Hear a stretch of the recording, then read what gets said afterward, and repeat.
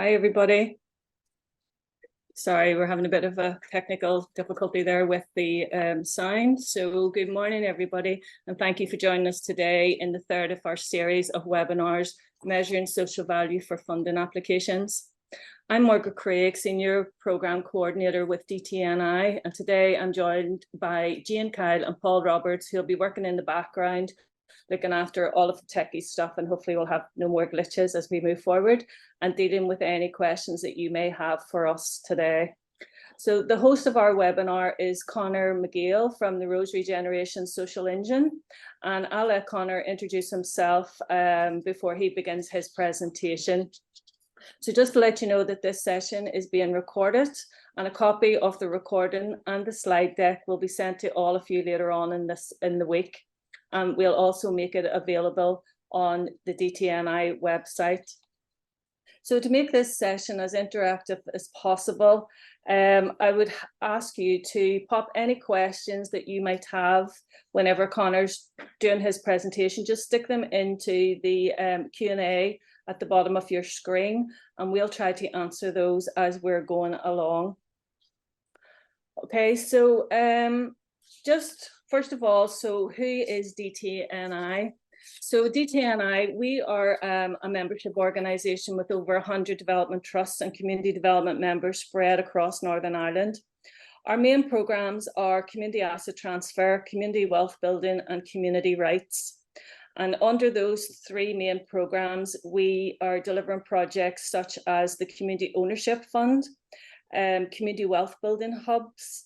We work with local councils. We have two platforms, engagement platforms, one called DTNI Connect and the other one called Speak Newry Morning Down.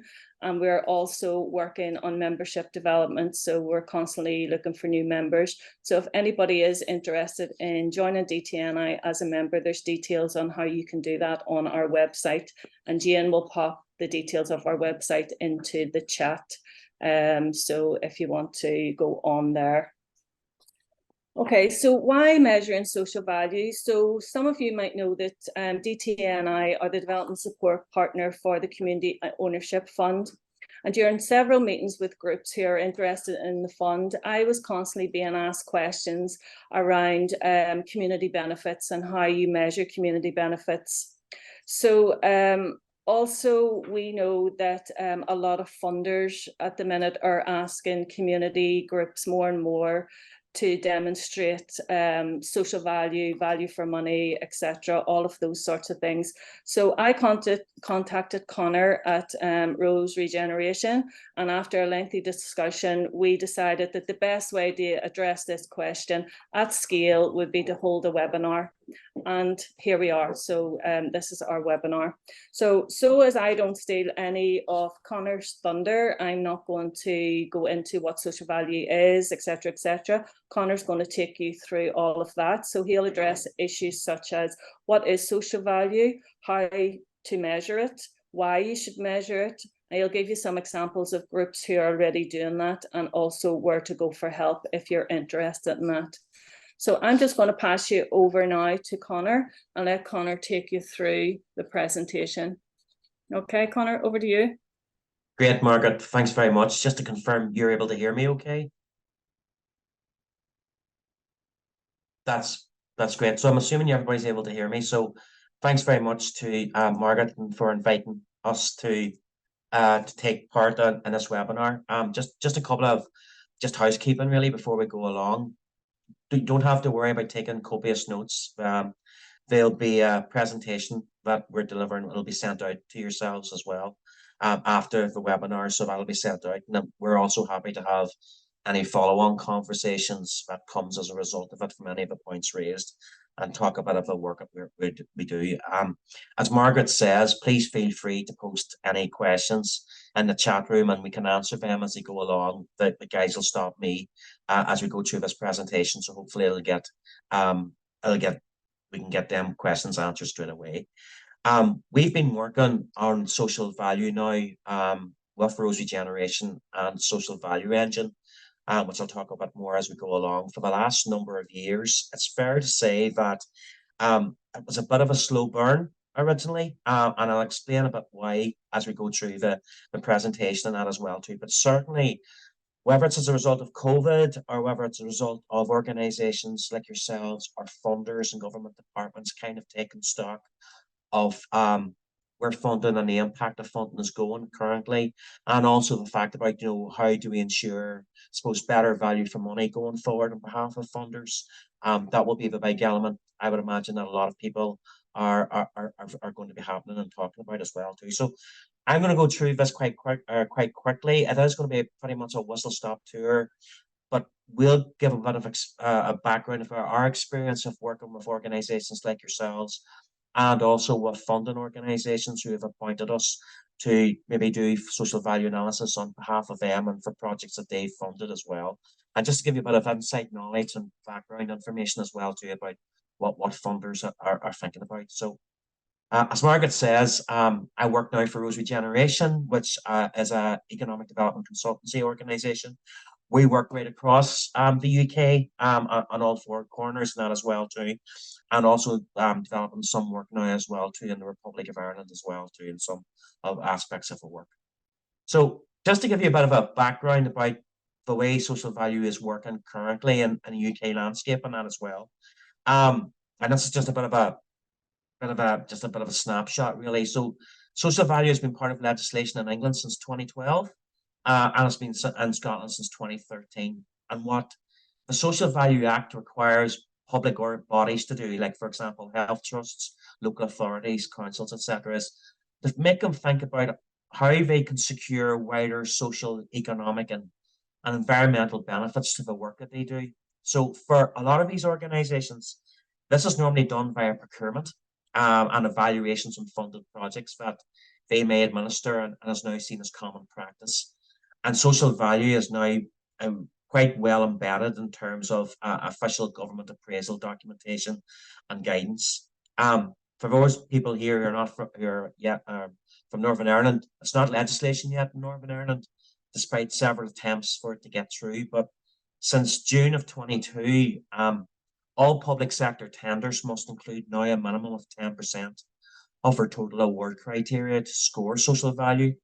And this will apply for contracts for services that works above a procurement threshold. I think the threshold in Northern Ireland is over 122,000. And also for larger construction projects as well too. Where appropriate, government departments can increase their threshold of 10%. And we're not yet kind of seeing that presently, but that's something also to keep an eye on. The minimum of 10% can be increased, and that is subject to Northern Ireland executive approval as well too. So as you're probably aware, there isn't an executive going on at the moment with Northern Ireland, but it's envisaged that that minimum threshold will increase. In terms of what is social value, and you know, people within the sector have quite a few definitions of social value as well too. So it's really a bit of a minefield trying to negotiate that. But for all intents and purposes and how we define it ourselves is that we see it as a quantification of the relative importance that people place on the changes that they experience in their lives, really. So examples of social value might be a value that we experience from increasing our confidence, either by going through training, from either living next door to a community park or a green outdoor space, maybe accessing a community hub that we're as hosting a number of services, or availing over services over a prolonged period of time.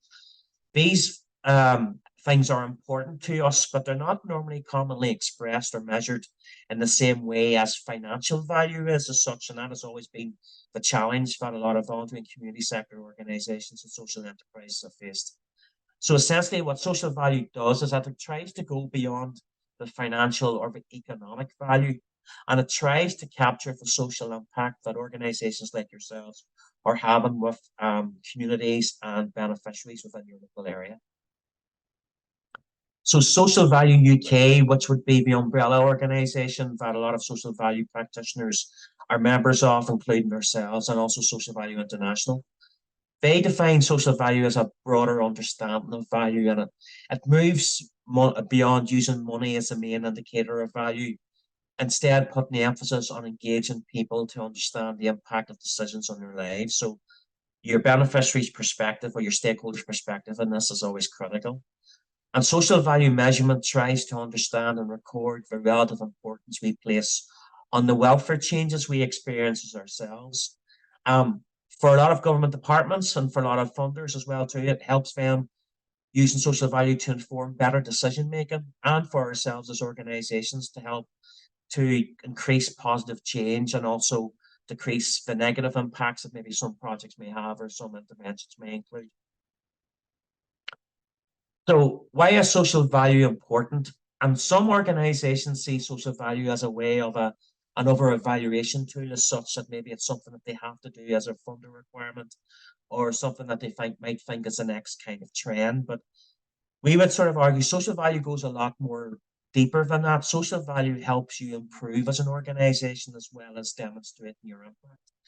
And this sort of flowchart kind of illustrates that. So if you go from left to right here, social value is important, and it helps you understand what works within your organization or project and understand why it works well. So what is a positive or negative change that is happening in people's lives as a result of your work or project? And yes, we have included negative there as well too, because social values sometimes have got a bit of a rap whereby that it's always accentuating positive elements, but there may be some unintended outcomes or some other negative elements of the project as well too that maybe wasn't the intended purpose, but something that needs to be recognized. So social value is important as an for yourselves as an organizations to sort of look at that whole rounded picture. What it does is that it helps you develop a moving picture of the distance that is traveled by your beneficiaries or your stakeholders. So it allows you to know what outcomes you're achieving over a sustained period of time, rather than just going through the motions of counting outputs and meeting targets. So it helps you develop that journey traveled, which is important, and you'll hear me mention that a couple of times today. Social value is also important in that whenever you do an analysis, it helps you take a more rounded view of the work you're doing. And everything now at presently is always concentrating on the ESGs. That is taking into consideration a range of your economic, your social, and your environmental impacts. And that's something that social value holds very highly indeed. It's also important, and it allows your beneficiaries or the people you work with to see how their lives are improving as a result of your project or as a result of your intervention. So staff, volunteers, and trustees can see how well you're doing as an organization. It helps galvanize and bring in buy-in for yourselves. But also funders and stakeholders can see what you're achieving and that you said that you would achieve what you said you would do, and also can continue to support your organization as well. So funders love organizations that demonstrate impact, and impact has been a regular feature of VCSE organizations for the last number of years. Social value is one of them tools that helps does that as well. And hopefully this is a way of help you illustrate and eliminating your own impact as well. And finally, social value is important that it ensures money is being directed at projects and programs that most benefit society and help improve people's lives. So it helps organizations to essentially to avoid impact washing, which is the big debate that's going on within social value. That some organizations might overstate what they are achieving and that as well too. So that has become a big part in the movement of social value in terms of making sure that every analysis carried out is robust and credible. And I'll talk a bit more about how we do that with Rose and also the social value engine going forward as well. So just about a couple of things about social value. So it's about people's lives. The work that you do helps people experience changes in their lives, whether it's a service you're delivering, whether it's a community hub you're operating, whether it's a range of projects that you're delivering in the local area. People who are using your service or using your facility are experiencing substantial changes in their lives. For these people, some changes are more important to them than other changes that may be going through as such as well too. So part of the social value process is about trying to identify what is more important to people. What social value does is it tries to quantify the relative importance of the changes that people place on their lives and that as well too. And they do that by using what's called the social return of investment methodology. And what that does, that helps use financial proxies to quantify what the value of them changes are. And I'll talk about that just as we go through this as well. So there are a number of principles around social value that are important to outline. I'm not going to go through these in any great detail, but this might be something in terms of giving you a bit of an idea about the methodology that's used and how organizations like ourselves and yourselves can possibly use that. And one of the first things is about involving your stakeholders. You've got to, what you should do whenever you're doing a social value analysis is inform your stakeholders what is getting measured and how this is being measured on value. You should understand what changes. So whenever you're doing an analysis, you should articulate what change is created. And you should evaluate this change by evidence gathering, recognizing both the positive and negative changes as well in terms of that. You should only value the things that matters. So you should really incorporate in terms of everything that you see as important for the project, but also what people have identified, that your community has identified as important for the project to achieve as well too. You should only include what is material. So what that basically means, you should determine what information and evidence that you should be capturing to give you a true and fair picture of the work it is that you're doing, and that stakeholders like yourselves and also your funders can draw reasonable conclusions about the impact you're having. You shouldn't overclaim. You should only claim the value that your activities are responsible for creating and that as well too. So only those direct activities that you know that your organization is having a direct impact or directly delivering. You should always be transparent. You should always be demonstrating the basis of which your analysis that you're carrying out can be considered accurate and honest and in terms of the methodology. You should always verify the result. So you also should ensure that the analysis you do, that you've got other people within the social value field and out there to be able to have it run their eye over it to make sure and provide that appropriate independent assurance. And finally, one of the most important things, which has been a new development around the principles of social value, it's about your be responsive. So once you complete a social value analysis on your organization, what are you going to do with that analysis? Are you just going to send it to your funder and also to your stakeholders and publicize it to say about this is our social return? Aren't we great? Are you going to take some lessons learned from that? Is there other areas of improvement as an organization in terms of the projects or the services that you deliver in the local area that you can improve on? Social value is a really good tool in terms of identifying maybe gaps in services or maybe potential new projects that you can work on as well too. So it's a really useful tool in terms of that with regards to report making. So, and that has been a new development with regards to social value. So these principles will provide you with the basic building blocks for anybody who wants to take decisions about what the social value is of their project and how you're directly impacting and having a positive impact on the community or the people that you serve. So the principles around social return of investment were first created within the publication called Social Return on Investment Methodology, and I've included in the link, which you'll see whenever the presentation goes out. So the social return on investment is a framework that is used for measuring and accounting for an organization or a project's social value. Whenever you're producing a social return of an investment analysis or a social value analysis, you should require the application of all of those 8 principles to ensure that your process is robust and credible. And also specifically when applying to principle 3 about the valuation of impacts, that is represented by monetary terms in order to generate an SROI ratio. And basically what that means, and we'll talk about this further, is that social return of investment uses a proxy basis. So that basically what that means is that it helps you monetize your outcomes by using research that's been carried out in the field that gives a financial value of the impacts you're carrying out. So, for example, there's extensive research in the area that shows about the impact of volunteering, the impact of improving using a community well-being approach to improve somebody's physical or mental health, in terms of helping people with regards to training, getting back into jobs, etc., etc. So there's a number of well-recognized proxies that are used and are widely available, open source, that a lot of organizations within the social value world uses as well. I'll explain a bit more about how we use it whenever we're working with organizations like this as well. So I hope that's been clear so far. Again, please feel free to drop any questions into the chat, and as I say, the guys will interrupt me in that as well too, in case there's any questions to be asked also. Honor, we have a bit of a poll here that I was just going to put up, and it's just a simple poll asking people in the audience if they already measure their social value. So that'd be great. We'll just put that up now and just take a bit of a breather. So I'm sure you should all see that on your screen. So I can see the figures are moving already. And we'll just close that, I guess, to 20, or well, maybe leave it until it stops.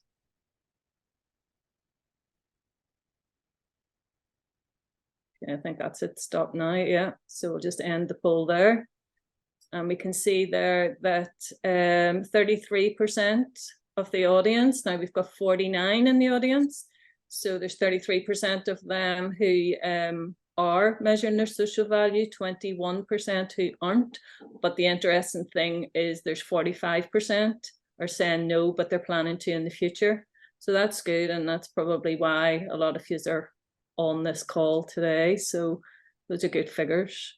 Yeah, that's great. That's really good as well. To like, and all purposes, and obviously the intention of the webinar is to try and increase. We've had, as you know, Margaret, had a lot of queries around, how do we start about measuring social value in terms of our organization.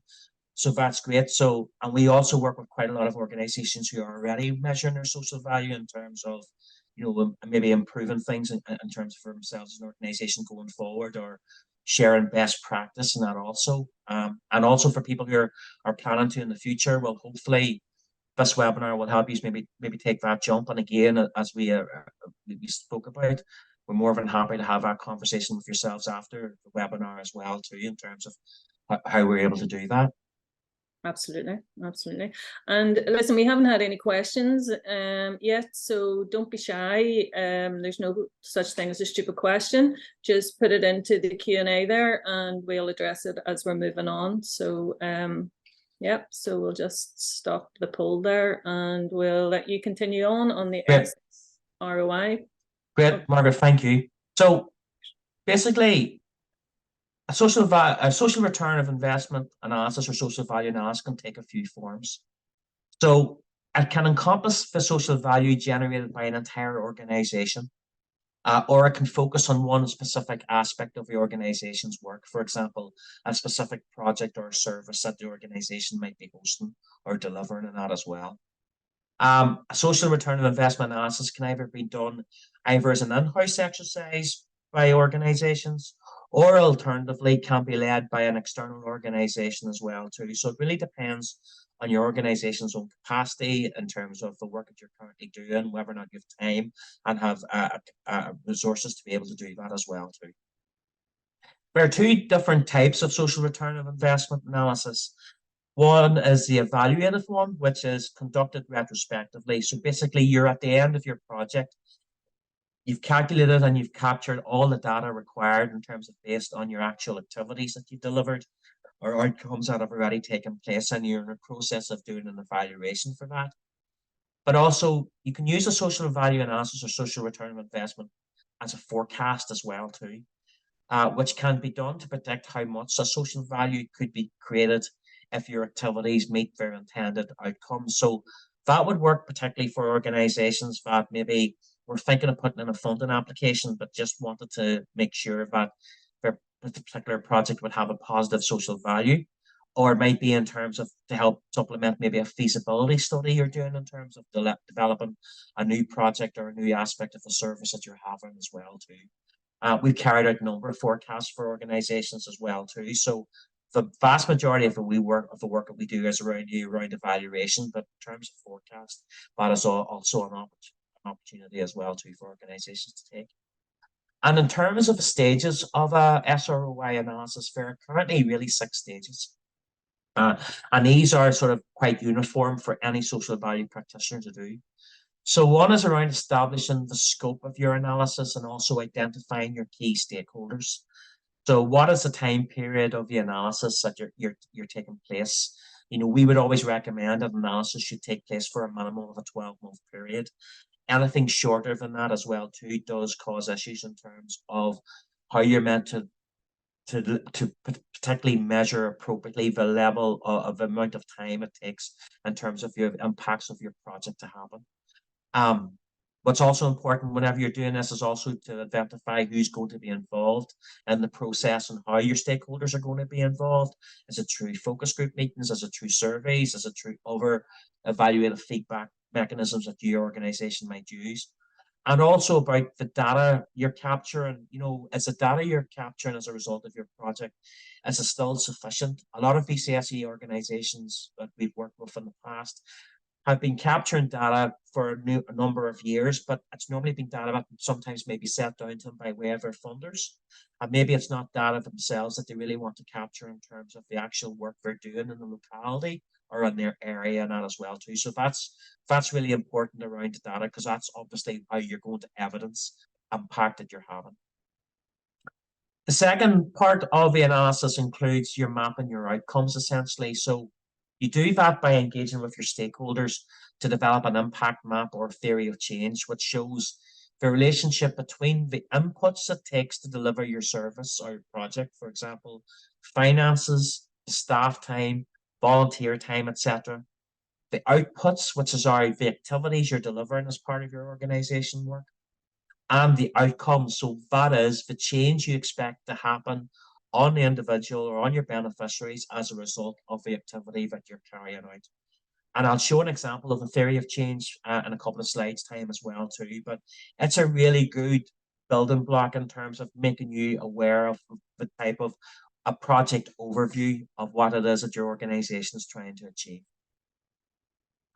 The third step is what I sort of alluded to a couple of slides back around evidencing your outcomes and giving them a financial or a monetary value.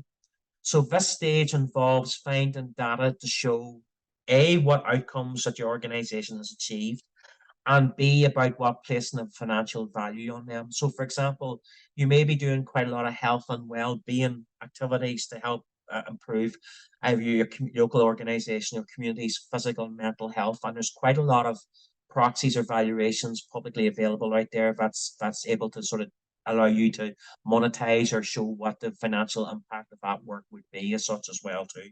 It may be you're providing training in terms of the type of work, in terms of getting people maybe back into the workplace, or maybe just to help improve on people's lives. And again, there's quite a lot of valuations and proxies out there to do that. So really, it's about trying to match the valuation or proxy against the outcome that you're having in order to give you that financial impact for that outcome that you're having.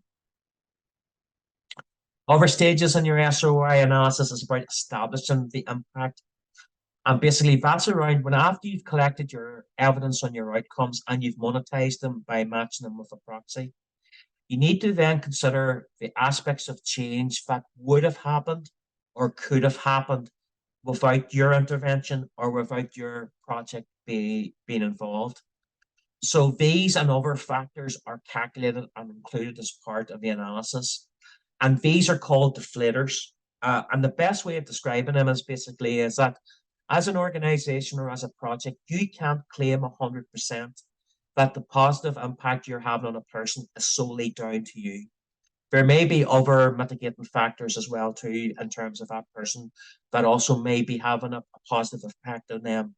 And that is what the deflator process is important about, because it helps you maybe give a bit of credibility and robustness in terms of the analysis that you do. There's 5 deflators. I'm not going to go into too much detail in case I have you all running away from this presentation. But essentially, they're around leakage. That is, for example, if your project was set up to be based in a particular geographical area and you find organizations or individuals are accessing your services from outside of that geographical area, there's a percentage calculated about that. Dead weight, which says if your project didn't exist, what would the person or what would the local community have done anyway? Attribution, which is around, is there any other organizations or projects similar to yourselves that is also helping the local community or beneficiaries? Displacement, That is, are people moving from one project similar to yourselves to your project instead now to avail of the services? So that has to also be calculated. And the final one is drop off, which basically is how long that impact is going to last with that individual. So capturing them is important, and we do them in a number of different ways. They can be calculated by a way of carrying out user surveys, by carrying out focus groups, by carrying out other evaluative feedback mechanisms and that as well too. So it depends what's appropriate for your organization, what's appropriate for your client base or your stakeholders and that as well too. But this is an important element of the social value process and really, really key in order to be giving you a credible figure whenever you come up with a social value analysis. The fifth stage of any social return of investment analysis is how you calculate the final figure.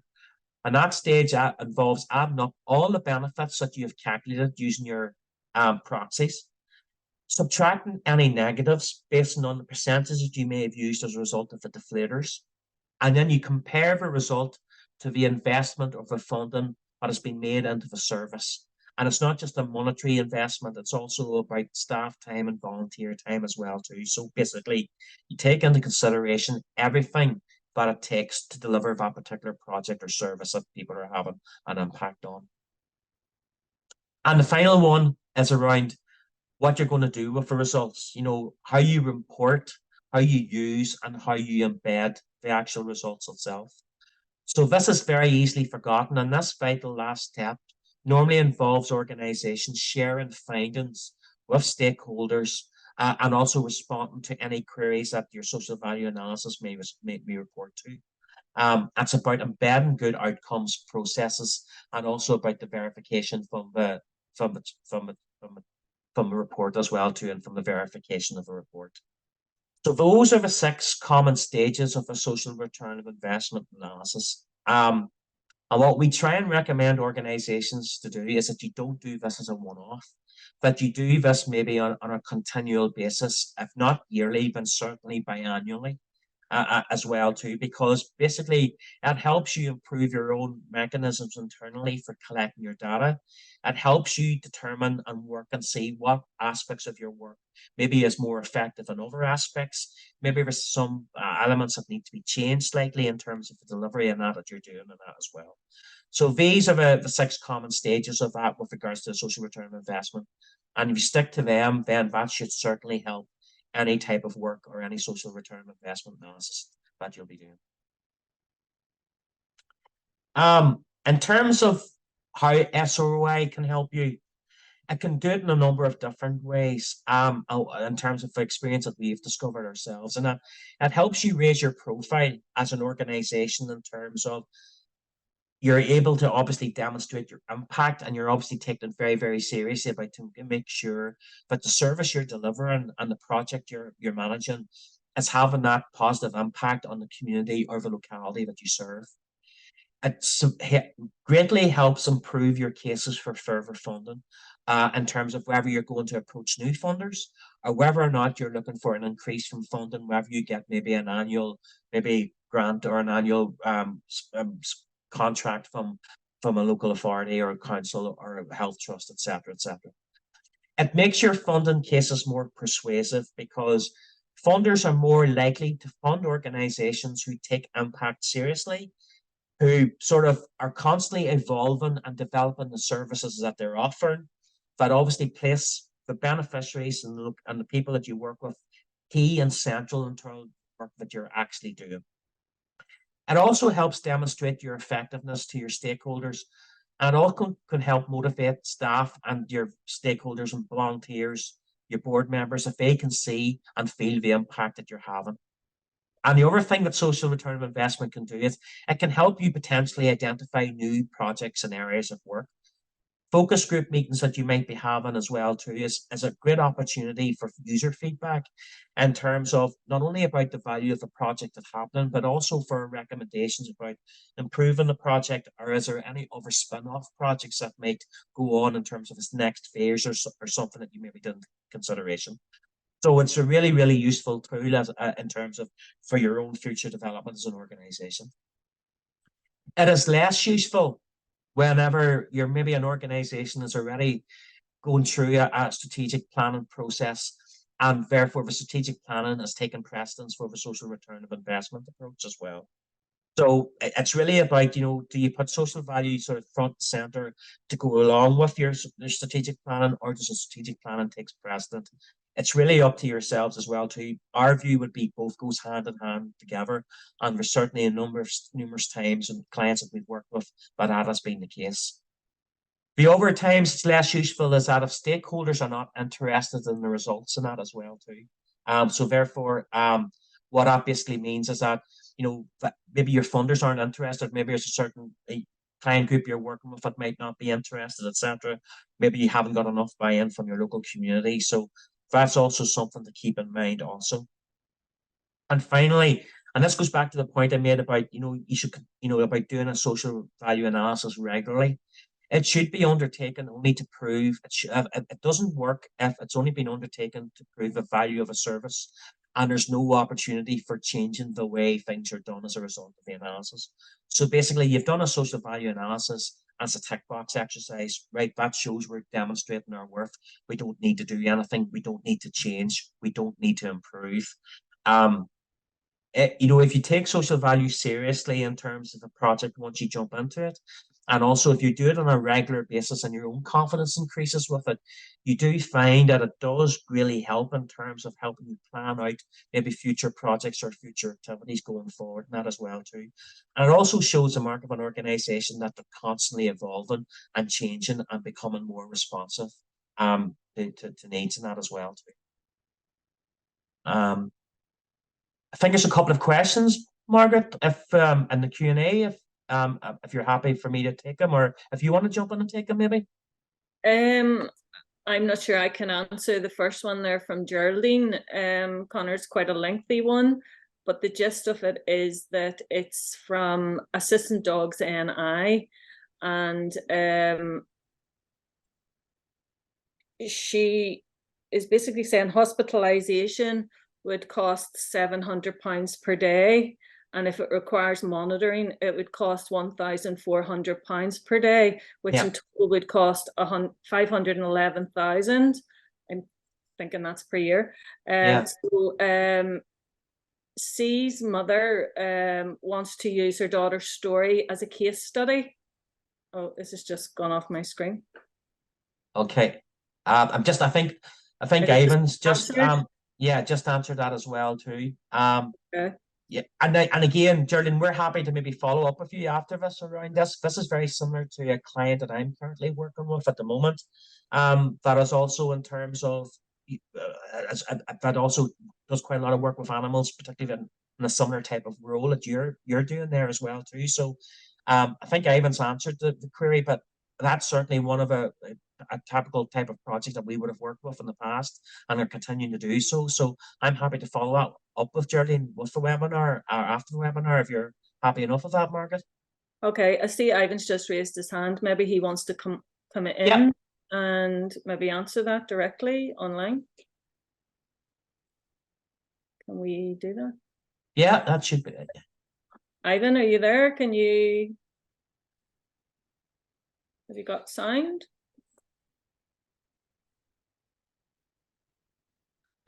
While we try to get Ivan, we'll just move on to Stephen. Stephen has a question here. Is there an SROI on SROI? In other words, is there a guide for how much time is required to carry out an SROI on a regular basis? So that's really a time question there. It is a time question, and it's something that we're asked to do quite a number of social return of investments in that as well too, because it is quite difficult for organizations to devote time and resources themselves internally. It can be, particularly the first time you do a social value analysis, it can be quite time consuming because it's nearly a new way of approaching things around maybe reviewing the data that you want to capture, maybe becoming more the more time being involved in engaging with your stakeholders on a regular and a meaningful basis. Also, in terms of, it obviously takes time to capture data. I mentioned that, if you're going to do it over a year period, you need to be capturing data from the first day of a project or been capturing similar type of data. So there's never, there's not really a time guide as such. It can be quite time consuming the first time you do it. But however, once you get used to the process, it becomes very quickly embedded within your organization, in terms of how you're able to capture that. So it becomes nearly second nature, really. So the more you do it, the less time it takes, because you're setting up systems to capture the data that you want to capture in the first instance. So therefore, it's only a matter of maybe once a quarter just revisiting the data and then carrying out your stakeholder inquiries and that as well. So hope that answers that, Stephen, and that as well too. So I can obviously can talk a wee bit more about that with some of the other slides that we've got coming forward that might also be able to help you. In terms of Alicia's query about, is there any software that can be used to calculate SROI? There is, and I'm going to talk about it because there's one that we've developed ourselves that we use quite heavily with VCSE organizations and councils around the UK and that as well too. So I'll explain a wee bit more on that in a couple of slides as well too. And just Alan's query, I'll just read this out. Is there a best way to present SROI in tandem with more qualitative forms of impact reporting and measurement? Always wary of leaning too far one way or the other. Yeah, there is. I like in terms of that, in terms of reports that we would carry out for social value, and that as well too. It's never just strictly speaking a spreadsheet or what, or a financial value that's included. We would have done numerous reports whereby we would have included case studies. We would have done numerous interviews with people as well too, in terms of organizations whereby we include that type of work also. So yes, it doesn't have to work exclusively with exclusively with other evaluations. It can work kind of hand in hand.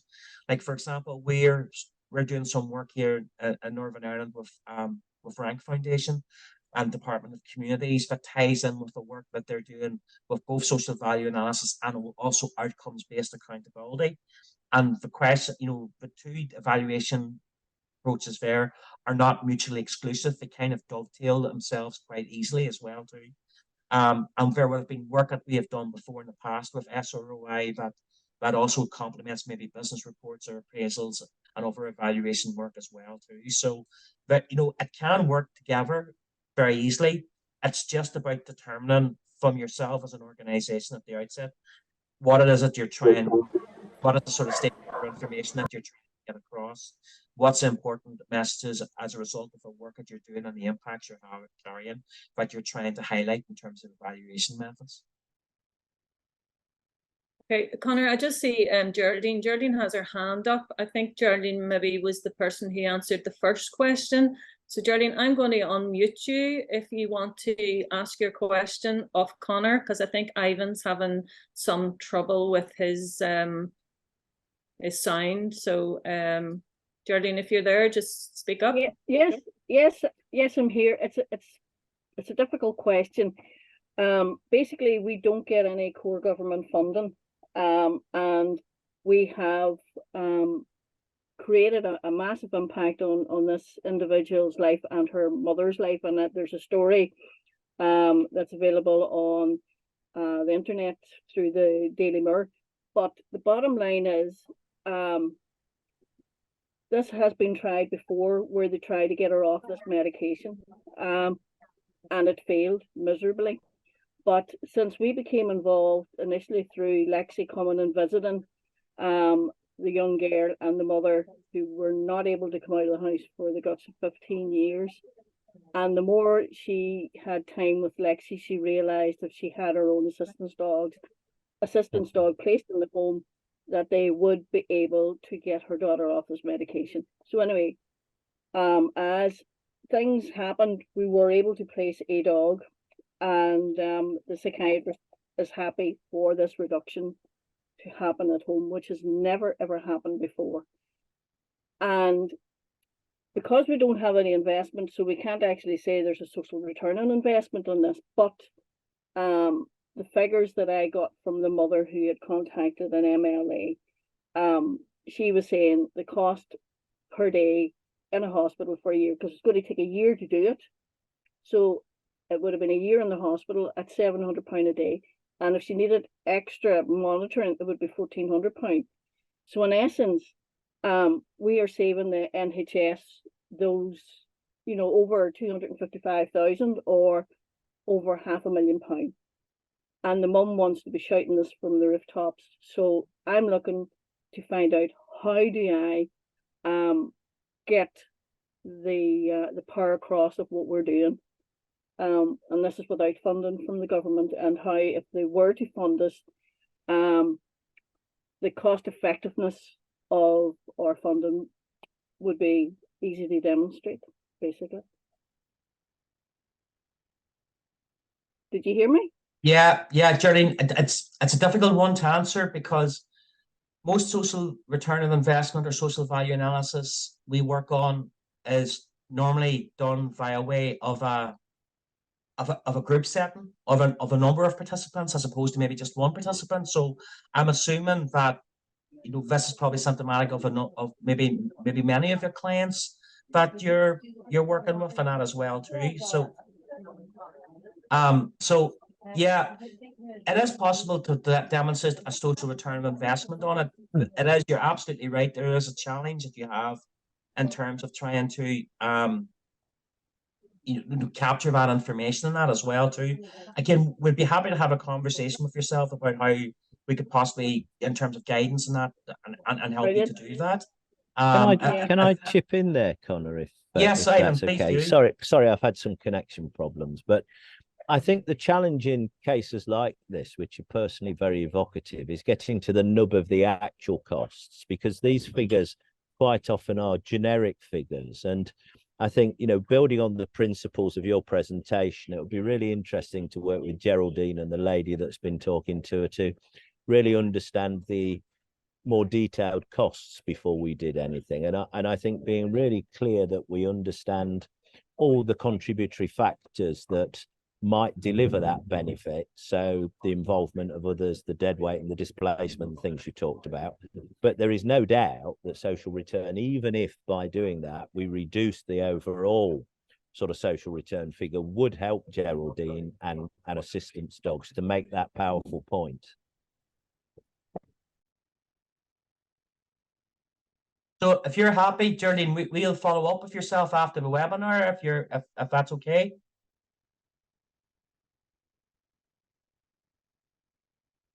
I think Geraldine's muted again there, but we can follow that up, Margaret, with Geraldine afterwards, if that's okay. Yeah, we can definitely follow up. Sorry, I was on mute there. And yeah, I think we'll just move on then and take any more questions after your next session. No, that's great. So yes, so these are sort of funders that we have worked with in the past, are currently working with, that are particularly interested around social value and also the work that they've done. So as you can see there, we're finished off a piece of work with the Scottish Government last year, which we're just doing a second phase around many of our CLLDs that deliver funding out to a number of a variety of social economy projects in the various localities in Scotland and that as well too. We're doing quite a lot of work around the UK Shared Prosperity Fund with regards to a number of our projects. We're doing quite a lot of lottery valuations. We've worked with the Princess Countryside Fund, Public Health Agency, DERA, which is the equivalent of DEFRA in the UK, which would be responsible for rural affairs and rural community development in Northern Ireland, and that as well too, and also with Community Finance Ireland. So these are funders, and this is a growing batch of funders that are particularly interested on social value and how it can demonstrate and the importance and the impact of groups like yourselves is having. Why funders are interested, there are a number of different things. Funders are eager to see the impact of organisations that they are supporting. They are interested in demonstrating the value for money on the investment that they have made. They are wanting to invest on the projects creating maximum social impact in a robust and credible way. And also for local or central government funders and public bodies who specifically focus on the Treasury's Green Book, which outlines how government departments should make funding decisions The methodology within social return of investment syncs with that approach as that as well too. So that is why they are particularly interested in terms of organizations that help measure their social value in that as well. And we would imagine that this will only grow over the coming months and years as well. I mentioned earlier about the theory of change, and that's a sample one that we've done, which we've done quite simply on behalf of organizations and that as well too. So if you work from the bottom up around a theory of change, and what we work with organizations in terms of this template, this is a sort of good sort of basic building block for yourselves in terms of how you work through a social return investment, and also in terms of how your project goes through this as well too. So the bottom part is where you outline why your project is in existence. What is the initial condition for change? And this is for a social prescribing project that operates in a rural part of Northern Ireland, which for them was important about creating more awareness around improved physical, mental, and physical and mental health as well too. So the activities that they carried out, which is the second phase, which is around programs around mental health and well-being, self-care, physical health, physical activity, childcare support, drop-in service, listening here, etc., etc. So within this here, you outline what your activities are. The third stage up is your beneficiary. So who you directly target and who the people are your stakeholders that you're going to be particularly interested in, who are going to avail of your services. So theirs was around young families, farm families, carers, active elderly, schools and youth service provision, people experiencing loss through bereavement, disability, loss of job, BME communities, etc., etc. So that is where you outline where your beneficiaries are. The next two phases is basically what your outcomes are. So what did they want the activities that they were delivering to achieve, which was around creating awareness of the needs of people who suffer from mental health issues, reducing stigma, combating negative connotations, and it's also to help people living with mental ill health to engage in society, social life, community life as that as well too. So that is what the change that they wanted to see in individuals and their local community. And then the final two parts of the theory of change at the top is the long-term goals. So what the project was tried to change in the longer term, which is about addressing rural health inequalities and improving the well-being of local people through the program that it offers, and also to reduce the stigma associated with mental health. So these are really useful. This is a really useful exercise for organizations to go through, because it outlines the longer term goal of the project in terms of that helicopter view, if you look at it from beginning to end.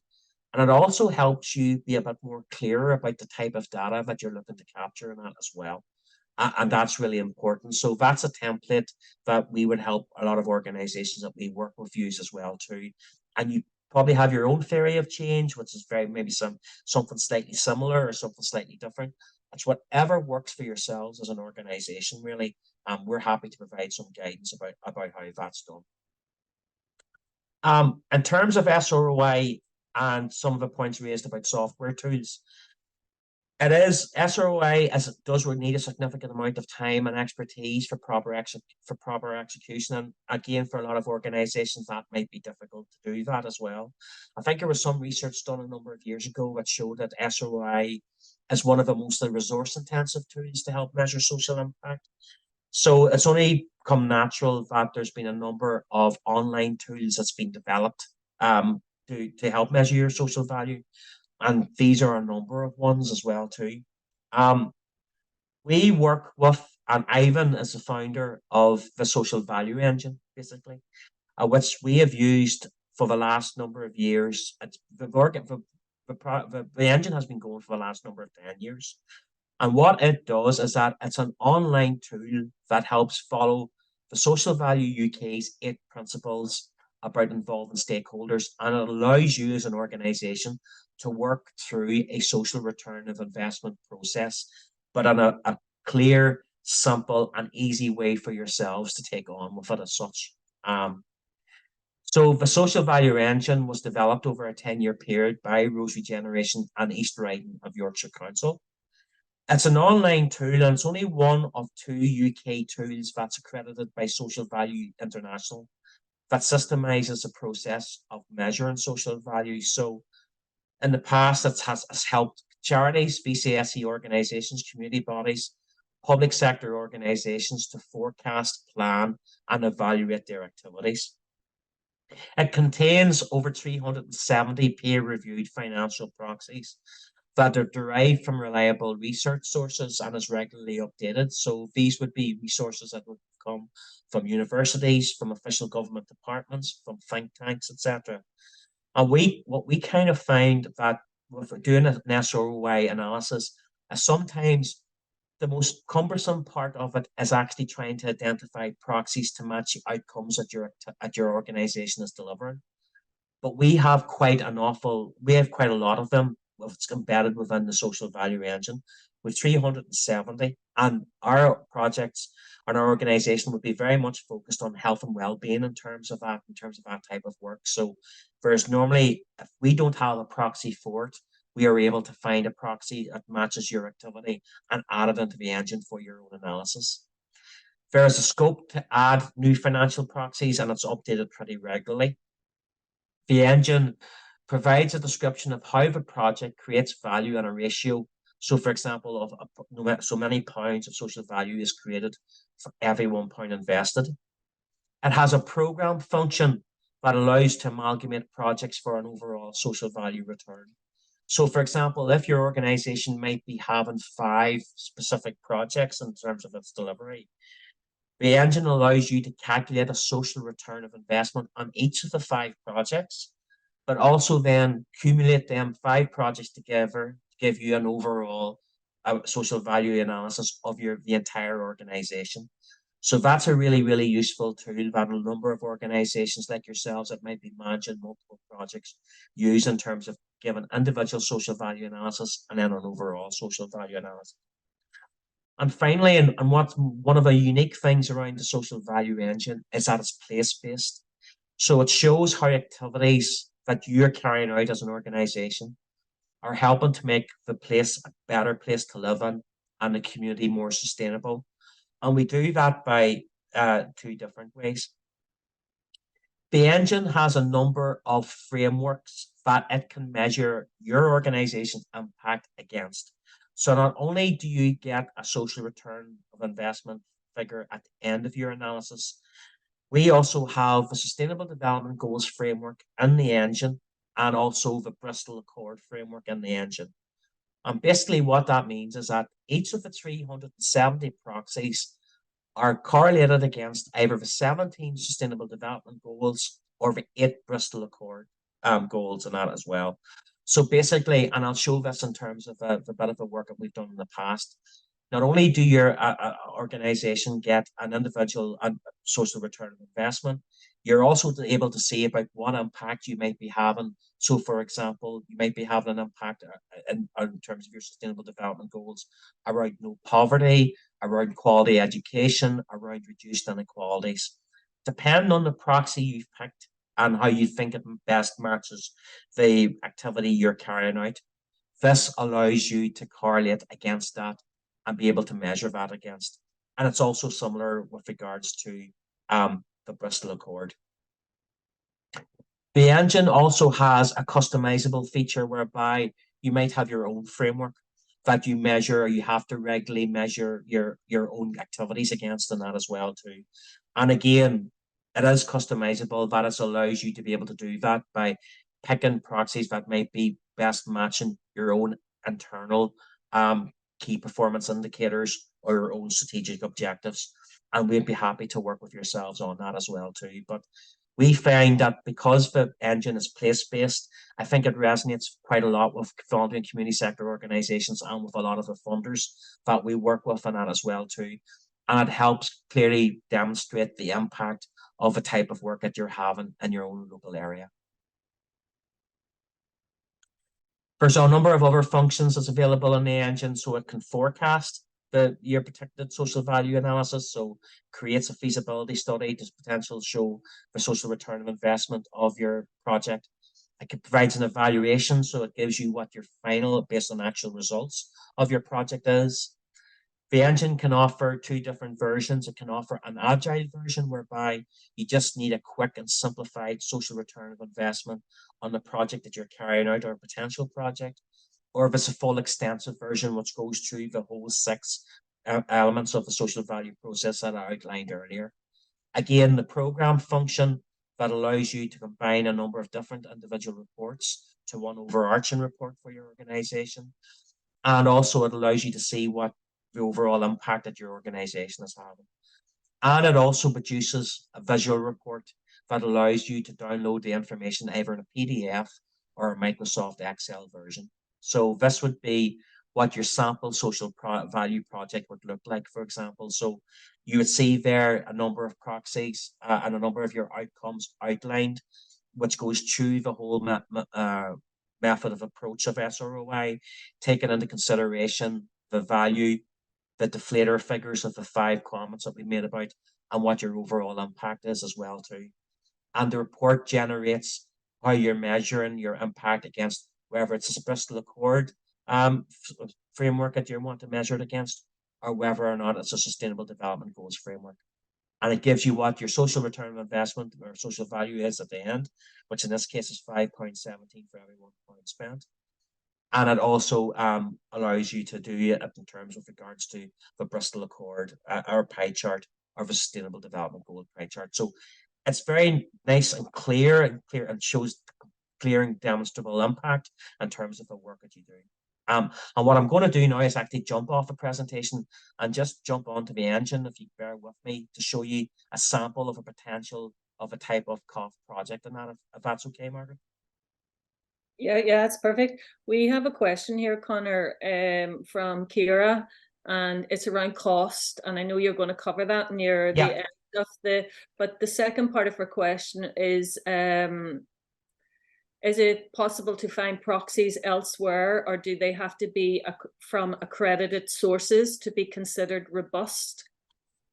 In our view, the proxies that we would use within the engine, we always produce hyperlinks to it as such as well too. So it's something that's been done, either it's a research article, whether it's an official government document, or whether it's an official report that's been carried out. I think you do start to you do invite questions into your analysis if these are figures that you don't have a source to link it to, and that the source is not credible, really, Margaret, is what our understanding is. I even might have a slightly different view on that as well too, but I think in terms of trying to produce a figure that you can easily stand over with to justify the work that you do and justify the impact you have, it really should be seen as credible in terms of the research and that is done. That's why we include the hyperlinks ourselves, to make sure that whenever this report is carried out and finished, people are able to jump onto the hyperlink to see why that financial figure was determined for and how it's able to sort of correlate with that specific impact.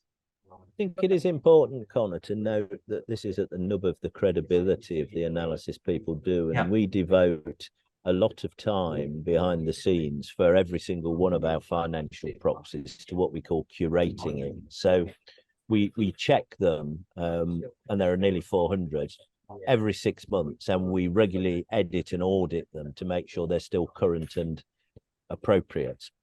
There are some competitors out there who won't tell you what source they've used to give you the value, and they expect you just to believe in the integrity of their approach. We're completely opposite to that, which is why we produce a hyperlink for everything, because coming back to those principles you discussed half an hour ago, this is about being transparent. But we do appreciate that most of our clients don't have the capacity to just do this themselves, because they'll be focused on something specifically that they do, like assistance dogs or, you know, running a village hub or something. So that's really why we've got their back in relation to this. But I think it's a really appropriate question, because a lot of the sunk cost and effort into making the social value engine credible, and certainly the process by which it's checked to actually be accredited by Social Value International, is based on the clear research and transparency around the financial proxy sources. Yeah. Okay. Kira, I hope that answers your question. If it doesn't and you have something else, just pop the question in there. So Connor, just over to you to continue on. No, that's great, guys. So this is a snapshot of a sample that we have done, and this is in the social value engine. So in true Blue Peter style, this is one we prepared earlier, essentially. And just to give you a bit of a background, this will be what your final report will look like. There's other work that we can do and assist that I'll talk a bit about in the other slides going forward. But essentially, this outlines the methodology and the approach that you use. So, for example, what I have here on the left-hand side is a number of activities that this fictional project is doing. Just a couple of things just to outline. You'll notice there's an awful lot of colours, and the colours basically is a result of the Sustainable Development Goals or the Bristol Accord being colour-coded. So what that does is once you choose your proxy, that will correlate against either one of the 17 SDGs or one of the 8 themes of the Bristol Accord. So that's why it's color coded. It doesn't mean that there's something wrong whenever you see red. I'll come about that in terms of color coding in terms of later as that as well also. But basically this outlines the type of the project and the type of the analysis that you do. So for example, on the first column there, but in terms of under the outcome, I've put in there a number of people attend a monthly big breakfast social event in the building. The second column is the internal classification of the proxies and the research elements that we use within the engine. So whilst it's not important for yourselves, it helps us in terms of when we go and assure projects or when we run our eye over projects to make sure that they are good to go in terms of a social value analysis. The third column is the proxies that is used. So for example, for this one around the attending the monthly meeting social events, we have a proxy in the engine about the value of talking to neighbours regularly based on a research report that we've seen. The next column is quantity. So that is, we're saying that over a 12-month period, 100 local people has used this service. The duration is about the length of time that the activity is taking place, whether it's 1 year or whether it's over a number of years. So we normally set it for a minimum of 1 year. The value is the individual value in terms of what the value of talking to neighbours regularly, and this value is taken from the research report. So you'll see there that the individual value is 5,176. Excuse me. The next 5 columns are your deflator questions: the leakage, attribution, deadweight, displacement, and drop-off. So normally when we work with organisations, we help them to determine what that actual figure is for each of our client groups or each of our activities through surveys, through focus groups, through other feedback mechanisms. Sometimes if groups doesn't have that, or if there's a data thing that they're missing, or if they wanted to do a quick kind of analysis, what we have done in the engine is that we have applied what's called national deflators, which is based on, and bear with me for this, guys, for it being slightly technical. The UK government a number of years ago produced an additionality guide, and basically what that did is that it categorized a number of projects that funding would normally be awarded towards, and they would have attributed and they would have given a natural deflation towards it as such. So they would have had a category of about 40 different types of projects. We have embedded that into the engine so that for some of our clients, particularly larger scale groups, they might not be able to get absolutely quick information from their actual beneficiaries, but may want to use an actual benchmark to use. This additionality guide is used. So that is what we've done for this particular example. And that is you'll see here in each of the deadweight figures in terms of all the analysis. You'll then see what the actual impact is for that particular activity, which is basically the 100 people times the 5,000 minus the actual deflator cost. And this is where you get the impact of the activity, which is the £1,886. The final column is the source. That's the hyperlink that we spoke about, whereby if you click on that, it'll open up in a second screen and it'll take you directly to the report where that figure shows that the value of talking to neighbours is 5,176. And you then go down and you do that with all your different activities. So just to give a bit of an idea, for the second one, which is about maybe you're involved in training provision, we have a proxy in the engine around the value of undertaking a part-time course for work. So we've estimated that there's 200 people that does that. And again, using an internal report or an external report here, which is around value and adult learning, what we've used, we'll be able to see that the unit cost of that is around £2,239. This one, whenever the deflators are applied, gives you this final figure. And we go on. So we've a proxy here in the engine around maybe you're providing office space for new businesses in terms of helping micro businesses be created in your local area. And again, we have a proxy in the engine about the average cost of starting up a micro business. That again is verified from an official government document, which shows what the actual cost here, 49,000, and that's where you get that overall figure. Similarly, in terms of you might be doing a collaborative hub for businesses to come and work together in terms of hot desking or anything like that as well too. There's some, we have a proxy in the engine about the business time savings that might help people in terms of when they come together collaboratively and organizations that helps them in terms of being more efficient. I've also included a number of the orange activities here. So one is around volunteers. So we have a proxy in the engine about the frequency of volunteers placed in volunteering. And again, that is all backed up by in terms of the actual proxy that we have, which is about a report that comes from Wellbeing and Society. If you're maybe based in a rural area and you're building or the service you're producing is helping improve services for rural households to access, we have a facility where we've got a proxy in the engine that allows you to measure the improved access to for community facilities and services in a rural area and calculating that out by households. So I'll not go through it all. This is where you start to see more of the details in terms of the work that's being carried out. So in terms of the color coding and the proxies that I've used, you'll see an overall table around sustainable development goals, which shows what this project's impact is against each of the sustainable development goals. So for example, score highly in the decent work and economic growth, good health and well-being, peace, justice and strong institutions, sustainable cities, etc. The inputs figure is that before we went through done this analysis and just further slightly back in the engine, you would have been asked to put in what the input costs are. That is how much it takes to deliver the project, whether it's through funding you've received, through your own staff time and overheads, through volunteer donations and that as well too, that's going towards that. And that's included in this figure, which shows a direct cost of around £300,000 and volunteering costs of about £31,000. You then go down and see your pie chart, which basically if you hover over that shows you basically, it's this table here, but in a pie chart format, showing about whether or not what's your biggest impact, which for this one is around decent work and economic growth, followed by good health and well-being. And the final figure here in the green shows that for this particular analysis, now in a rough estimate, shows that for every £1 spent, £1.82 is generated back as a social return, which is a really, really good figure in that as well. The engine has an internal control system called the traffic light system whenever this figure comes up. And basically what it has is we have it in terms of green, amber and red. And it comes up as green. That's the engine saying to you, this social value analysis seems in line with your data that you've submitted in terms of your input costs and also with the number of beneficiaries and the deflators that you've added.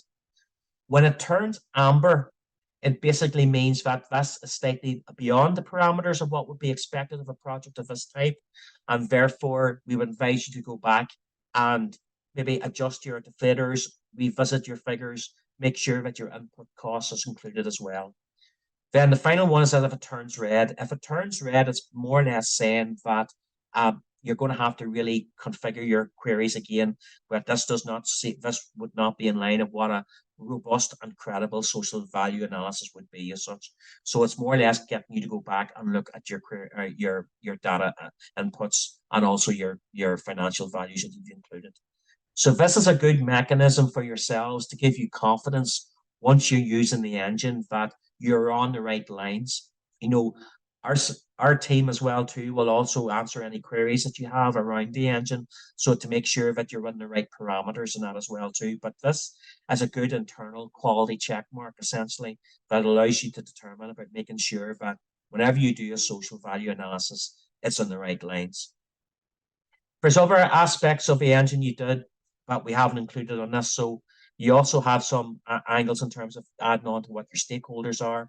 And this allows you to either print this off. So you can print this report off as a PDF, or you can save it as an Excel spreadsheet, whatever works best, which you can use then internally to share among your team, to share among stakeholders, to ensure that once it's been verified and assured by ourselves that you're happy enough to start publicizing your activities and also the impact that you're having.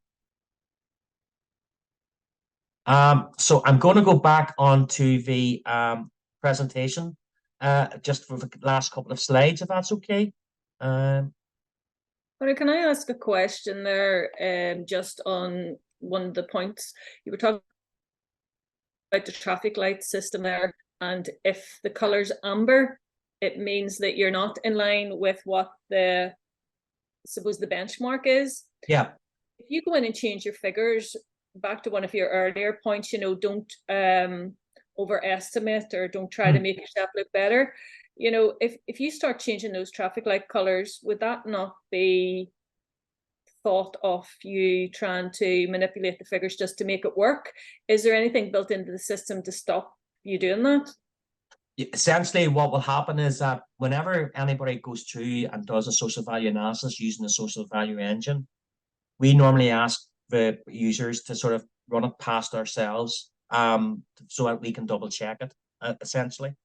So therefore, we would be able to look very, very quickly to see about whether the proxy used is the appropriate one, whether the level of inputs that's mentioned is either too high in terms of your data that you're mentioning, whether or not your deflator figures are maybe set too low, but maybe in terms of that, whereby that, for example, health and well-being projects, normally the deflator figures we use for health and well-being projects are quite high anyway, because there is quite a large number of health and well-being services out there, but that person may also be availing of as well too. So we would also look at that in terms of our own quality assurance, Margaret, to make sure that before it goes out, we would know that whether or not this would be in line of other similar projects that we work with right across the UK.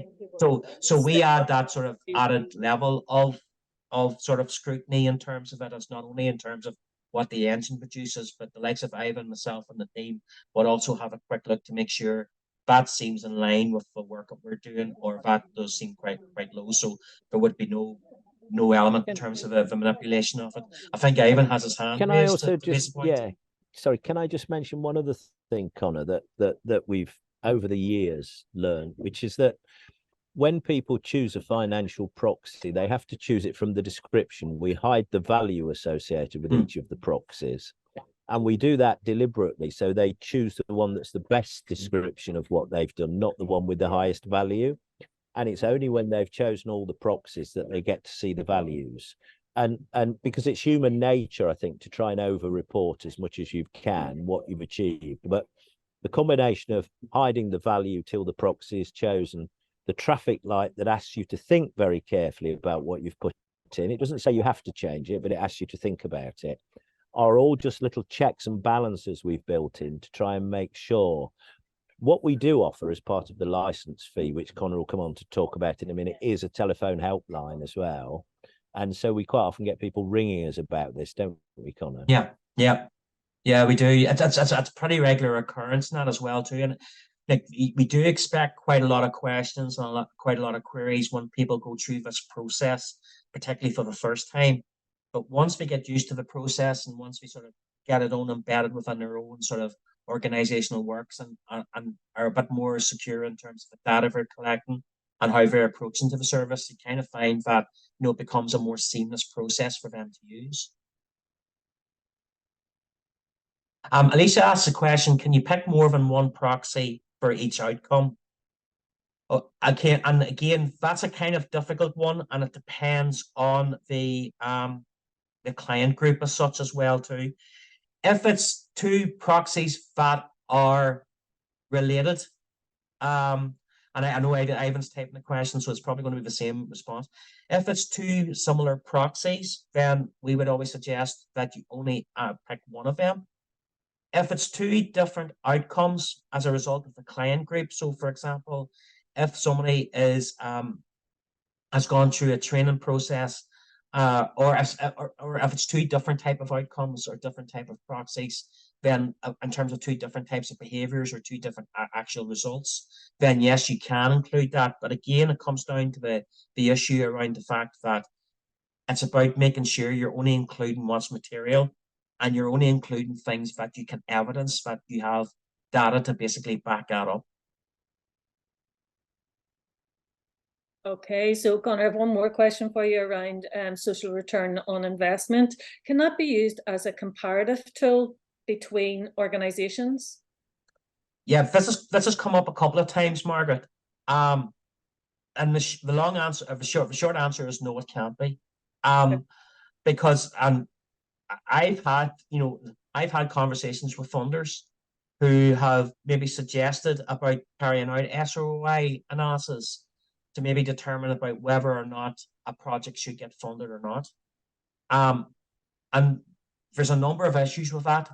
Each project is working under different operating environments and under different funding levels. One organization may be getting more funding than another. Another are different levels of funding, for example. One project may be more heavily dependent on their volunteers than another. One may be doing work with different client groups than another. Yeah, I don't think you can ever compare like from like, to be honest with you. I think each organization works within a different operational framework and a different community and a different locality. You know, it's not like saying, for example, a project that might be working in Manchester could possibly work in, say, for example, Fermanagh. You can't, you can't compare like for like for that as well too. So we would never sort of be one to advocate the idea that you use a social return of investment to compare one project against the other. That's where I think you start to run the risk of impact washing and that as well too. Ivan's got his hand up and he's probably going to say something similar. Well, one of the earlier questions was about how do we have qualitative analysis against this numerical approach? And one of the reasons we get the social value engine to align the outcomes to the social SDGs, Sustainable Development Goals, is that creates an opportunity for you to write a narrative about the areas of impact you've had, as well as use that ratio. And when people do that, it explains the context, because social value is hugely dependent on context. And before that reason, you can end up, if you're not careful, comparing apples with pears.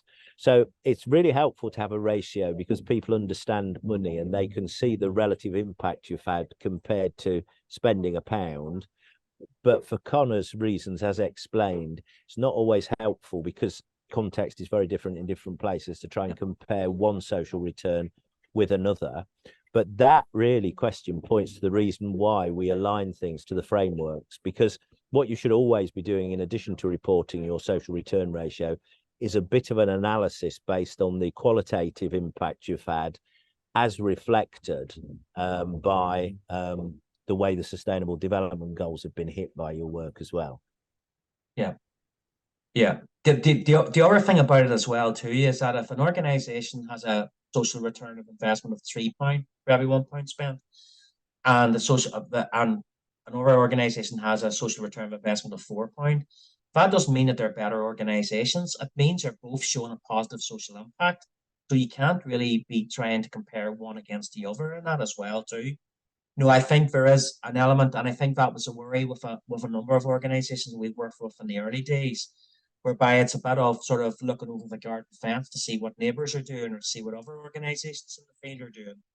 Really, it's about what the impact is you're having in your local area and with the beneficiaries that you're serving and you're working with, who are coming through your doors on a day-by-day basis. If you keep your eyes on that as well too, then that ensures that you're getting the best potential social value in terms of the work that you're doing on a regular basis.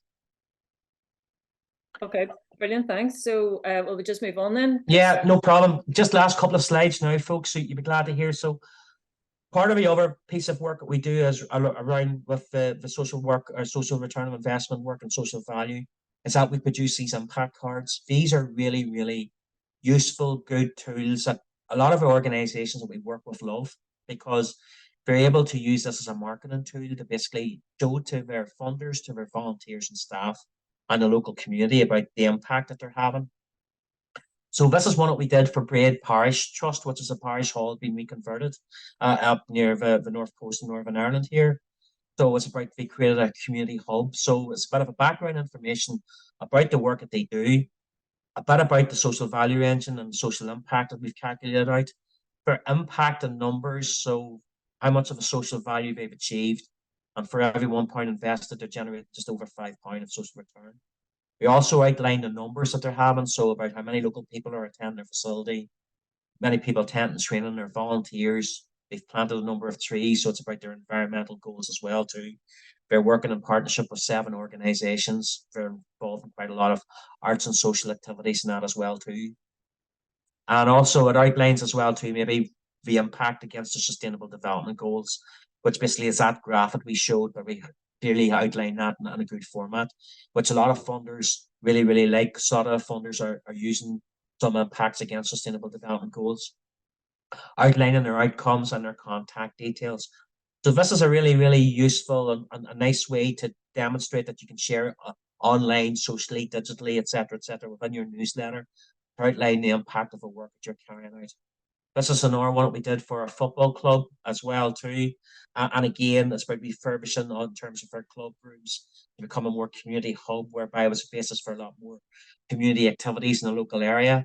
And again, you can see their impact and numbers there. You can give a background about the work that they do, the type of number of people who's attending their facility, volunteers, partnership working, etc., how they attended training. And again, their impact against the sustainable development goals, what their overall outcomes are, funders, logos, contact details, etc., The theory of change that we did recently with regards to the Rural Social Prescribing Project, that's the impact chart that was done there, which outlines again the main key elements of the work that they've carried out, how they've used the engine, their impact on numbers, and how their numbers are really important in terms of people, courses, activities that they've carried out also. And also again against their sustainable development goals, how they're mentioned about their outcomes, their overall outcomes, how they can be contacted. And the final one is one we did for Community Finance Ireland, which is an all-Ireland body that produces and provides social finance for community and voluntary sector and social enterprises on the island of Ireland. So we did a social value analysis on their behalf in terms of the impact that they're having in their local area. So their impact was their impact card was quite different in that as well too. You can see outlined the number of groups that they've assisted over a number of years, their main outcomes, where they were achieving their social value against each of the sustainable development goals and that as well too. We're also able to help groups develop impact maps, this was done for part of a rural halls refurbishment scheme, which is around the key elements around reducing social isolation, etc., So what you see there is a little offshoot project which outlines each of the individual proxies about what the overall scheme completed as well too, in terms of the number of organisations that was funded under that as well. So about how you can see the various offshoots about the proxies that were used, the actual financial impact, numbers of people who availed of the services and that as well too. And that's really simple, but it's also a nice, easy way to demonstrate and illustrate the impact that your organisation may be having in that as well. So to answer a couple of the questions about what the social value engine offers, organisations can purchase the license for a 1-year period. We also offered up to a 3-year period at a particular discount. We provide online training and support throughout the first 12 months, along with access to our regular fortnightly online support sessions that you can drop in. If further support is needed, we offer us at an additional rate, which covers maybe some work. If there is assistance you need around your theory of change, about reviewing your data to make sure you're collecting the right data, to work in your organizations to improve how you're measuring your impact. So for example, surveys, focus groups, case studies, examples, etc. Assisting organizations in calculating the deflator figures and applying them. Working with you to identify the input costs, that is, what all it costs to deliver your actual project or initiative. We would do a more detailed social value report, which outlines your theory of change, outlines your impact map there, the actual overall figure. We outline the methodology that we've done our own quality assurance and how we've assured the project and assured the analysis to make sure it's verified and that as well too. And designing the impact report that groups can share online. In terms of the cost, the engine costs 1,250 plus VAT per year. If you're going to take it over a number of years after that, then we can work out in terms of how that actually works in terms. But essentially, it's 1,250 plus VAT each year. But you do get quite a lot of support from ourselves, both in terms of a regular training, regular support sessions that we offer, and also in terms of telephone and email support that myself and Ivan and all the rest of the teams also produces in that as well to various master classes that we work with also in terms of that there. The engine is really heavily used by quite a lot of VCSE organisations. It's also used quite a lot now by a lot of local councils, particularly in England, Wales, and Scotland in terms of around procurement, and also their wellbeing programme and function in that as well too. So we think it's a really good tool. It's accredited by the Social Value International and UK, who we work very closely with in terms of ensuring minimum standards of terms of work that's been carried out in that as well too. And again, I should have mentioned that our assurance is also part of that there. So once you go through and do a social value analysis and you're not too sure, we'll always review it for you before you ever publicize it or publish it to make sure that we're happy it lies within the principles that have been applied for and it lies within the constraints. So the presentation will be sent on to yourselves as a result of today's webinar. That's my contact details. That's where you can contact me via phone or email, our LinkedIn page for the Social Value Engine, and also the websites for the Social Value Engine and that as well too. Listen, thanks very much for your questions and your attention today and that as well too. It's been really appreciated. Happy to answer any queries or anything that anybody else may have. I think Ivan's got his hand up there. Ivan, do you want to just come in there? Yes, if I could, Margaret, just really briefly. So there are some quite small organisations on this call who might think that, well, we wouldn't want to use the social value engine for a whole year. We might just have one small project we'd like to get a social value analysis of. And what I'd say to those people is if they contact us directly, we might be able to help them without them taking out a licence. They'd still be a charge for our time, but it might not equate to the full cost of a license over a year. The only issue that I would raise is that Connor, who's our main man in Northern Ireland, is pretty busy as it is. So there might be a bit of a lead time for us to help with small individual projects. But for small organisations, they've got important things they want to look at. Don't just feel that you've got to buy a license as the only way of accessing the engine. For any organisations of any size and scale, then we find it's much more efficient for them to have a subscription and for us to train their people to do it rather than us to do it for them, because we believe passionately in this notion that you give somebody a fishing rod and not a fish, that we build their sustainability for all the other reasons Connor said, to use the tool to understand and measure their wider project development and impact. But if there are people who've got, you know, something relatively small and modest, then please don't feel that the only option for you is to subscribe to a license for a year. I'm not sure if Gareth Neal's still there. Gareth, I think you've gone. I think he has gone, has he? Yeah, Connor, I had a chat with Gareth. Gareth manages the Banana Block, you know, over in East Belfast. Mm-hmm. Yeah. And his question was around they've had discussions with different tenants within the Banana Block, and is there an opportunity for them, instead of individually to measure their social value, is it possible for them to come together as a collective and measure the social value of the Banana Block? Is that possible? Yeah, that's relatively straightforward to do. We've done some work with collectives and that before, whereby it's been a number of I'm thinking of some work that we've done before with regards of creative hubs, which is very similar to Banana Block, whereby instead of doing individual analysis of the various businesses, they took over the output, looked at the output in terms of the work that the actual building basically produced in that as well too. So yeah, that would be fairly straightforward. We'd be happy enough to, and would be fairly easy enough to carry out as well too, Margaret. So I wouldn't foresee that being a problem.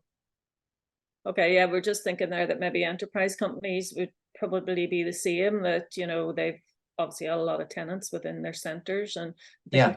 the enterprise companies on here.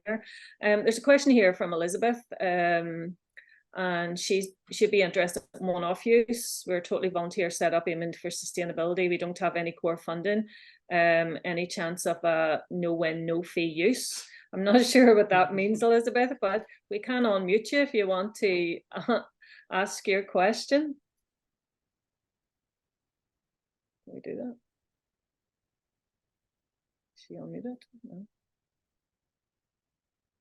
Okay, can you hear me now? Yeah, we can hear you. Go ahead, Elizabeth. Yeah, so we have no core funding. So sort of, you know, obviously this is the type of information that we could really need and do with in order to be more believable and apply for sort of for funding that would keep us running. So I've been running this charity since 2019, and I do feel that our social impact is high, and our social return on the little bits of investment we have would be high. But of course, yes, exactly as you say, we have to be able to show that. So yeah, I just, you know, £1,000, just don't have it. So how, you know, some organisations, or the odd one is for getting help for a plan for grants. Some people are, if you don't get the grant, then there's no fee. Is there anything similar that you could do here? I just put my hand up, Margaret. I mean, I'm very sympathetic to this, but we just haven't got the resource to offer that because of our scale. We're quite small ourselves, and we've only got Connor. He is working probably, in terms of my duty of care to him, 50, 60 hours a week. So we've got so much work on that we just haven't got the capacity to pick those kind of opportunities up. But, you know, if your circumstances change, or if there's some very simple help we can give you that wouldn't involve a license but might just, you know, point you in the right direction, we're always happy to have a chat offline with you. Yeah. Well, Absolutely. The other thing I would say as well too, but which is kind of important, is that, you know, I've mentioned a number of the funders there. Funders are becoming more and more sympathetic around social value, and particularly in terms of including it as part of our evaluation costs. So if you're ever submitting a funding application, particularly for the larger projects, I am aware of the likes of Lottery and a number of other funders. I know certainly the Halifax Foundation, who we've worked with closely in the past, who would be great advocates of the social value engine. If you're approaching the Halifax Foundation for funding, they are happy for you to include a cost to get a social value analysis being carried out by ourselves as part of that work. That may be something you might want to consider, Elizabeth, whereby even if you're putting in a funding application for to the Halifax Foundation to support the core work that you do, but that you would like to carry out a social impact piece of work, then you can mention the social value engine. I'm happy to have that conversation with yourself offline about how you do that, because we've worked twice in the past with Halifax Foundation. We're about to work with them again in terms of another initiative that we're working on. They're very keen for groups like yourselves, particularly low capacity organizations with limited resources, in terms of being able to help demonstrate your social impact so that you can lever in additional funding.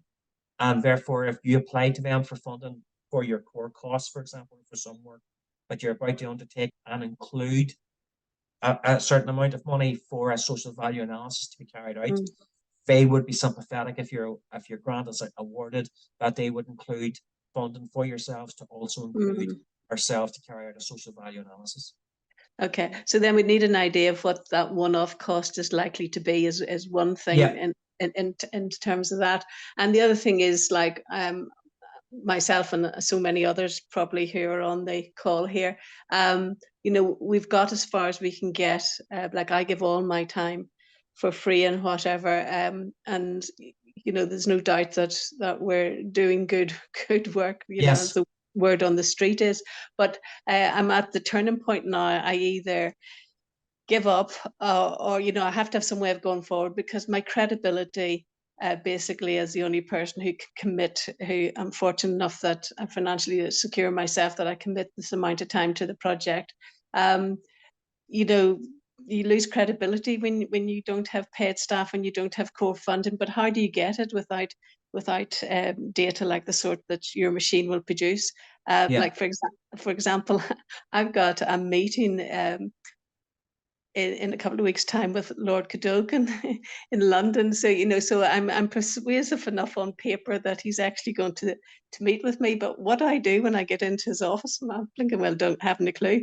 But anyway, so, you know, it'll probably just be very nice to meet you, Elizabeth, and well done for what you're doing. Keep up the good work, because, you know, well, I don't have the vocabulary to even explain what we're trying to do, but it is working and it's going well. But yeah, it's tricky without the sort of things that you're offering, but not being able to avail of them. You know, so we're all. I absolutely get where you're coming from, Elizabeth. It's a vicious circle, because Yeah.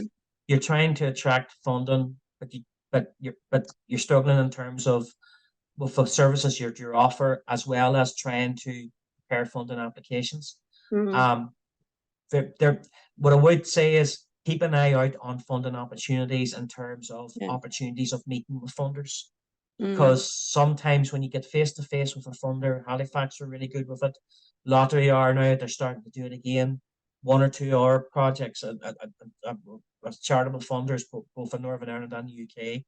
But once you do get that opportunity to go along and meet with them, to go and do that, because a dialogue with a funder on a face-to-face basis, like you've described, is always far more effective than a paper application or an online application that you might submit in terms of describing the work that you do.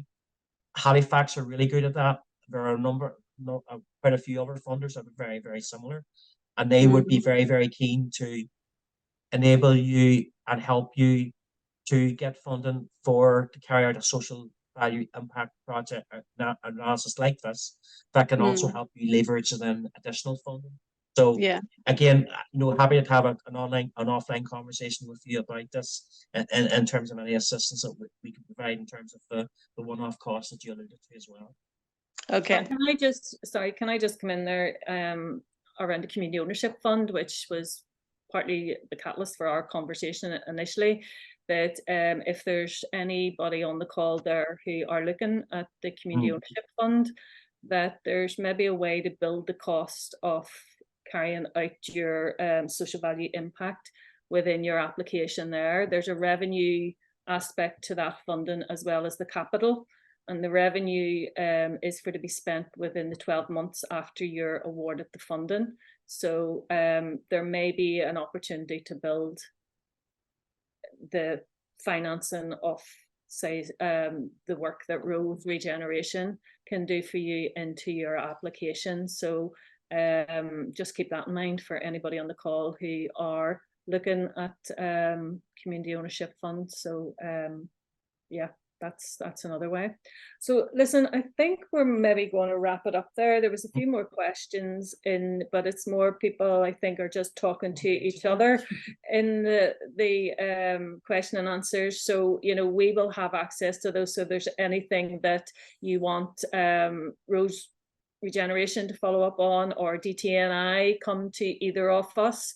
Whenever we send out the slides and the recording, you'll obviously have Connor's details there. You'll also have the details of DTNI, because we do have a social impact tool ourselves, which Rose are aware of, but you know, we need some work done to that, and it is something that we're looking at developing as a first step before you would maybe go into what Connor's offering here, which is a lot more detailed, but that's a membership benefit that we're working on. So we'll come back to any of our members on that later in the year. So that just to say too, Margaret, I've responded to a couple of queries of people who are saying about coming back to me. Yeah, you'll get my details, folks, on the presentation. Happy to have a further conversation with yourselves on that as well too, going forward in terms of any other work or anything else that you'd like to find out more about the engine. Okay, So that just leaves me to say thank you very much, both Connor and Ivan, for brilliant presentation. You know, a lot of detail in there. You know, this topic can be quite dry, but you've made it quite interesting, and I think most people could have a takeaway. I'm glad to see that we managed to keep most people on the call right up to the end. I see they're dropping off now. But for those of you who are still on the call, I just want to give a plug to a conference that DTNI are doing next Tuesday, and it's around rural ownership in Northern Ireland. It's a free event and there's still tickets available. It's being held in Dungannon. And our keynote speakers are from the Department for Communities, Sharon Russell, who most of you may know. There's a representative from the Scottish Government and also somebody from Glasgow Caledonian University. We've also got contributions from the Plunkett Foundation, Community Land Trust, Development Trust Scotland, DTNI, of course, Rural Community Network, Grow the Glens, Rapid and Glen Shane Community Development Group. So there's still tickets available, and Jane has put the link into the chat. So if anybody's interested in that, click on the link. We'll also maybe send the link out with the slide deck too, so anybody can join in that way.